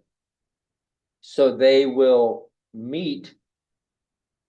I will be in touch with the 3 volunteers. And ask you how and when you might be available to meet. And then I will provide you with information on everyone who has contacted me before November 1st to say that they are interested in an officer's position. And we will then meet to discuss what we know. Here was my question though. So the committee will not have voted them officially as our. I am, committee. yes, I am told that we don't have to have a committee vote on the We can appoint subcommittee. if anything. You can simply appoint them Got as it. the chair. Problem That is a solved. privilege you can Okay, there we take go. at this point. So be it. And there We we go. normally do have a vote, but again, there's Yeah. no stone tablet on that. There we go. Is the aim to meet prior to the next meeting, prior to the December meeting? We would have to Yes, meet yes. prior to the meeting, but 1 hour prior That's will qualify. The day of. That will qualify as prior. You need to do your homework before you get to the meeting, is what it is. And we did that last year and the subcommittee simply came in and made a report. One member was chosen to make a report at the It meeting. was the 9th, right? What was that date? So. December 4th is our next, we'll be in touch. We don't have to decide that here. I'll be in touch on when we might be able to get together. Wonderful. Thank you very much. So that was all of our action items, correct? That's the last one I see, CAC. And then, so now we jump back. Sorry for the back and forth here, folks. Give me just a second. I believe it was Mike Wilson, right? And did I lose my place here? Okay, Yeah. and so Mike, you see where we are on the clock. Mhm. And we also have another presentation. So I think I would leave it to you. Would you prefer to hold this presentation, compress it some? What would be your choice? I will, it's not a time sensitive thing, so I would defer to pushing it out to the next meeting. Okay, and I'd really love to have more people in the room for Mike's presentation on bicycle safety and so forth, because we have had a lot of discussion about it, and I'd like for us to have a full discussion and plenty of time. Thank you, Mike. And in the meantime, we do have a guest who has come to present to us. Thank you. Ms. Jo Santiago. So that is the. There we go. reading. There we go. So if you want to introduce her. Yeah. Yes, this is a presentation, Miss Jo Santiago, Metro Plan Orlando, on Rethink Your Commute. So you have the floor, ma'am. Good morning, everyone. Again, Jo Santiago. I'm the Passenger Operations Supervisor for FDOT District 5, and I'm also the Project Manager for Rethink Your Commute. So we'll kind of just let you know what we do, how we do it, and how we're doing. And this is our agenda for today.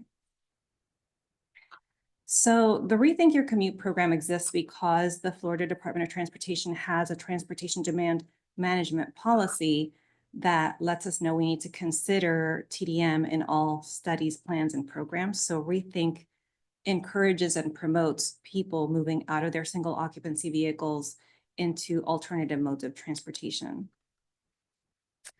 So the way that we do that is we promote people utilizing like carpools and van pools, so that the goal could be to reduce traffic congestion, improve air quality, and assure energy conservation. And the way we do what we do is we have a mobile app, and we utilize that so that we can match up people, according to where you live, where you work, and what your schedule is. And to do that, we need to meet people where they are. So we work a lot with employers. We do a lot of employer outreach to see if those employers would have us go to their companies and promote these programs at their employee worksite, which is our commuter outreach. And we promote incentives such as reimbursable rides so that employees, if they start carpooling or whatnot, they'll have a way to get home, you know, if they have an emergency and they have to just get back home. So there's a lot of reasons why, you know, employers would want to, you know, work with Rethink Your Commute. These are some of those listed here. A lot of them being that they want to retain their staff or they want to have a wider net of people to recruit from. We offer our services at no cost, and that makes our program a win-win situation for the employer. And with the great, you know, cost-effective means of no cost, the employers will, you know, will find a contact at the employer site who will work with us, who will allow us, you know, into the work site to work with the employees, someone who will allow us to send email blasts within the employees' email system, and also to send newsletters or maybe post posters on their lunchroom or whatnot, places where employees will gather and see those. These are just some of the employers that we've worked with in the past. We have a lot more employers that we work with that are much smaller than these. These are just kind of the biggest ones. Again, we do a lot of employer outreach. We promote things other than, you know, carpooling, vanpooling. We promote riding the bus, compressed work week, teleworking. One that we've focused a lot on promoting this past year has been the employee transit pass program, which is an employee can take out money from their paycheck before taxes are taken out so they can pay for their transit passes, their rail passes, or van pools. We also promote best workplaces for commuters, which is an incentive program for employers, and it's a national recognition program so that employers can be recognized that they're promoting these types of services within their organizations. And then, as I said, we do a lot of commuter outreach. So these are just some pictures of different events, community events, and employer, you know, events that we've been invited to. We get invited to a lot of, you know, health fairs, benefit fairs, and just days when employers have activities for their employees. And then these are some of our partners that we work with. Our stakeholders are, you know, MPOs, TPOs. We work with all the transit agencies in our district. And we also work with social service or community service groups like Bike Walk Central Florida or the Bicycle Association. And we just try to help to promote each other's services. There's various reasons why we would want to work with MPOs and TPOs. Some of those would be, we have, you know, a lot of shared goals and strategies, and we want to share data and metrics and performance indicators and such. So we want to do, you know, also cross promotion of strategies and promotional efforts. So moving on to return on investment, because the department does, you know, fund this program. We have 16,529 people in our total database, and we have a carpool matching rate of 64%, which is reasonably good. We also have reduced over 1.2 million vehicle miles traveled, and these are fiscal year 23 numbers, 24 numbers, sorry. And then we also saved over $837,000 in fiscal year 24 to the people that are utilizing this program. We entered over 1,300 new members in fiscal year 24, as well as saved 57,000 gallons of gas in the previous year. As I've said, we do a lot of community outreach, commuter events, and employer outreach. So we met with, we had 120 meetings with employers and stakeholders last year. And we also had over 20 events with for commuters. So all those numbers wouldn't be possible if people wouldn't be recording their trips through our app. Last year, we recorded 74,011 trips, And the bulk of those trips were transit riders, which were 28% of the trips recorded, and that's followed by 26% carpool. And I know it kind of looks a little weird, but we do have a place where people can drive alone and record their trip. And the reason that we have that is because we have to be realistic about when we're promoting these programs, you know, people might not be able to ride the bus every day, or they might not be able to carpool every day, but they might be willing to carpool 3 times a week and then drive alone the rest of the week. So we allow them to track their trips. We just want to get them used to tracking their trips. So moving on to our strategic plan. What Rethink does, it doesn't just happen by accident, right? So we have to make sure that we plan for the things that we're doing. And that led us to completing our first Rethink Your Commute strategic plan. We wanted to make this look a little bit like what our transit agency partners do with their transit development plans. So we have a 10-year outlook in our planning. And we wanted to keep the information as fresh as possible. So we want to make sure that we update, at least make 5-year updates to our plan. These are just some of the sections that are available in our plan. I'm not going to go through each one of these. I know we're short for time, but I do want to mention that we look at the TDM service that is currently out there, and we want to look at the service profile. And we also did come up with a vision, mission, and goals. Our mission kind of summarizes our whole program, and it's to help people make informed decisions on how, when, and where they travel by promoting travel choices, connecting people to local resources, and supporting access to transportation options for all commuters. So with our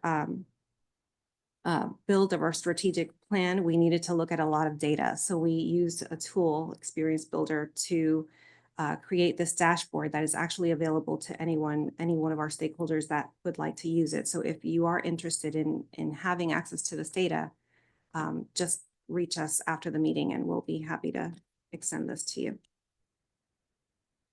So moving on to our marketing materials, a lot of what Rethink does is communications and marketing. So we've come up with our retro look campaign just about a year ago, and we try to have attractive materials that people would want to keep at their work sites and might want to look at every day.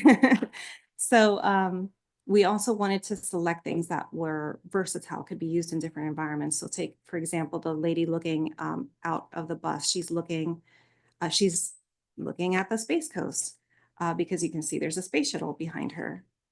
We utilize that same marketing in a billboard in Lake County, and we just changed the background and we put a seaplane. She's looking at a seaplane flying by, and Lake County is the seaplane capital of the world. So it's proven to be quite versatile. We also do some videos because we have social media campaigns, and this was a video that we did for the Cranes Ride automated vehicle that's still in service today, and it's gotten a lot of views. So rethinking for the future, and we want to continue to grow our employer outreach. We want to continue or maintain our relationships with our MPOs and TPOs. Currently, we have a Ride, Roll, Stroll challenge that started October 1st. It ends November 2nd. And that's so that people can try new modes and log their trips and potentially win some prizes. And you guys know that Mobility Week is starting on October 25th. So that's going to be just kicking off, and it's going to be ending November 2nd. With that, this is my contact information. I also have the contact information for Brendan Guest, who's my consultant project manager. He's right here. So, you have any questions? Do we look like we do have some questions? Actually, hold on one second. Let's start with Ms. White in the back, and then we'll on the. Thank you for the presentation. When I was a manager with the Florida Department of Health in Seminole County, you all were very active with us. We used to take advantage of promoting health and wellness and have Bike to Work Day. My question is, do you all still have the cycling savvy class that's available to employers and community partners? So we were ourselves not in charge of cycling savvy, but we did have instructors, and I think some of us are currently still certified as instructors, so we can hold those events at employer work sites. Okay, I'll grab your contact. Thank you. Wonderful. Tom? Josephine, Rethink has always been a phenomenal program, and it is still a phenomenal program. The benefits to the community are tremendous. So now that Tesla has finally shown the public what the robo bus looks like, and let's just say for the sake of argument, you can get them in 2 or 3 years. Please figure out how you're going to incorporate that in Rethink. Because if you don't, private industry is going to take over all of these businesses. Like Lynx is probably out of business. They have their heads so far in the sand, they can't see the daylight, okay? Robo buses will totally put them out of business. But this is a little bit different because now you're going to companies and they can have their own little bus ride and you cut your costs down probably 90% or more. So, and I know Tesla's impossible to get a hold of, but you just keep abreast of the robo buses because Tesla will eventually put them up for sale and people need to start accumulating funds. The second these things are for sale, we all want them here in Central Florida. I want us to lead the country, not be so far behind like Lynx is. Thank you. Thank you. Thank you, Tom. Mr. Pigram? Thank you for your presentation, along with my colleagues' concerns. Just phenomenal work that your team does. And I think it can only grow if more and more people know about it and that exposure. So one of the questions I had was if your team is ever, with being a DOT entity and Sunrail currently being a DOT operation, has your team ever presented to the board to say, this is how many people we believe are, like you said, using transit and Rethink, leveraging Sunrail. However, hospitals are open on weekends. The airport's open on weekends. We believe we could, if Sunrail were 7 days a week, go from 500 a day to 750. Or if you were on the weekends and connected to the airport, we could go from 500 to 2,000. Like, is there anything with your forward-looking kind of visioning to be able to inform that board of, here's where we're at, here's where we think we can go if we are able to enhance transit, which is our largest mode share that we currently see, but this is what it could be. So I understand your point. We are part of the Florida Department of Transportation and the secretary is the CEO of Sunrail. So currently that decision would not be something that would pertain to this program. Secretary is aware of this program. And it's not a decision that I can make on my level. But we do have, communication with our secretary about this program. Yeah. Yeah, it seems like, in your strategic plan, that's something. I mean, I know that, I commend you on all of the outreach and everything else, but the policymakers, the people that are funding it, it seems like the outreach needs to be focused kind of more towards the people that are footing the bill, not the people that are the end users. Maybe, I don't know. That's. I mean, I could talk to my leadership and see if they would like to go the route of presenting Rethink Your Commute to the funding partners. Yeah. I know they're working on a transition currently, but it is, yes. Understood. Good. Thank you. One thing I thought about, Tom, City of Kissimmee actually has what's called the freebie. It's a Tesla service where you show up at Sunrail there in the City of Kissimmee and you can grab a freebie, a Tesla, for free anywhere in the city limits. So I can take Sunrail down to the Kissimmee station and they will, get me back over to UCF free of charge, except for maybe $1 or $2 for the driver, whatever, but there you go. So hopefully that comes to Seminole County next year. well, there you go. Good. And And we do promote all those different types of transportation when we talk to employers in those certain areas. Wonderful. Thank you very much for coming, and sharing all this, with us. So, noting the time, where are we here? Several items under general information, tab 10 in your agenda packets. Final in-person CAC meeting, December 4th. Future committee, meeting dates be posted on the calendar, metroplanorlando.gov. Please remember RSVPs are very important. It's come to my attention. A lot of people do not respond. Yes, no, get out of town, whatever. We need to at least know this so we know how to plan our meetings. So please just know that you're going to get an email and reply. There you go. It's easy enough. Next, Metro Plan Orlando board meeting be December 11th. This time, do we have any committee members who may make a final comment? I do see a couple here, Ms. Pizzo and then Mr. Campbell. Yes, Ms. Pizzo. Just real quick, everybody remember to vote. We have early voting going on right now. So yes, I left my sticker at home, but vote. Very good. Just a thank you to the team here at Metro Plan and all of our guests today. Great job. And of course, congratulations again to Ms. Mary Ann Horn on her new responsibilities and position. That's right. Well deserved. That's exactly right.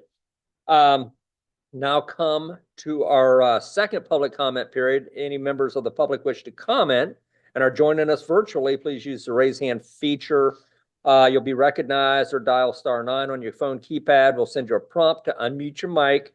After you're recognized, state your name and address for the record and limit your comment to 2 minutes. Do we have anyone joining us virtually who would like to make a comment? Mr. Chairman, we Not have have no any red hands. hands raised. Okay, thank you. There's an echo in here. Anyway, do we have any members of the public attending in person who wish to make a comment? We've received no comments. Mr. Chairman. Understood. Well, thank you very much for your patience. It looks like it is 37 after the hour. This meeting is adjourned. That